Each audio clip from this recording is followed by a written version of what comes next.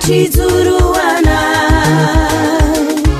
Sainte-Eugène de Mazeno, Piarouni, Sekulina, missionnaire à Niobla de Marie, Immaculée, Lupitantana, Hampanzaka, Wawa Minare, Manjakari, Fifon Katia, Banafi, Fankatia Bana, Niderana, Misauchana, Tumpande Manchara Hina Inuni Faswabana, Mankala Zana, Mankasi Chaka, Masina Maria Renina Inuni Fitiabana, Ravura Wizaye, Misini Sini Zahaye, Purutona Sadi Zawiti Sekulina, Ravura Wizaye, Misini Sini Zahaye, Purutona Sadi Zawiti Sekulina.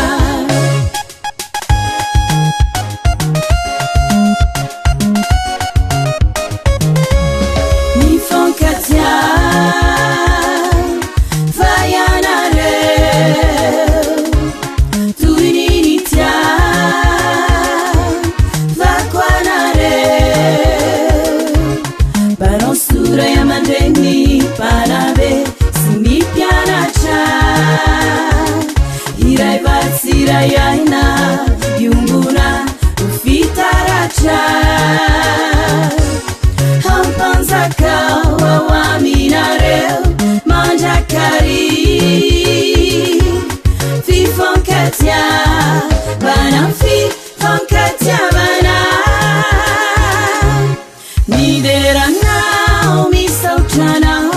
Tumpande Manchara Hina Inuni Faswabana Mankala Zana Mankasi Chaka, Masina Maria Renina Inuni Fitiabana,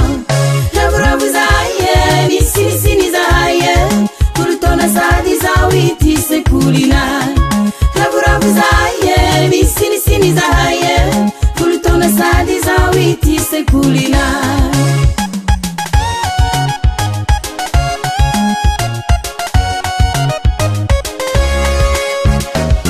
Sainte-Eugène de Mazeno, Piarouni, LPC5, Mano Pitiabana Manukana, Imahancha,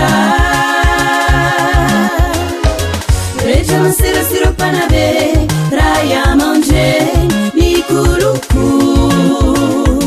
Yara Kibanzinani wa Vinu Tanzuna. Niderana, Misauchana, Tumpande Manchara Hina Inuni Faswabana, Mankala Zana, Mankasi Chaka, Masina Maria Renina Inuni Fitiabana,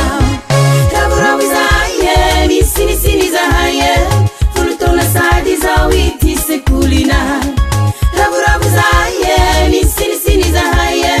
Purutona Sadi Zawiti Sekulina, Ravura Wizaye, Misini Sini Zahaye, Purutona Sadi Zawiti Sekulina.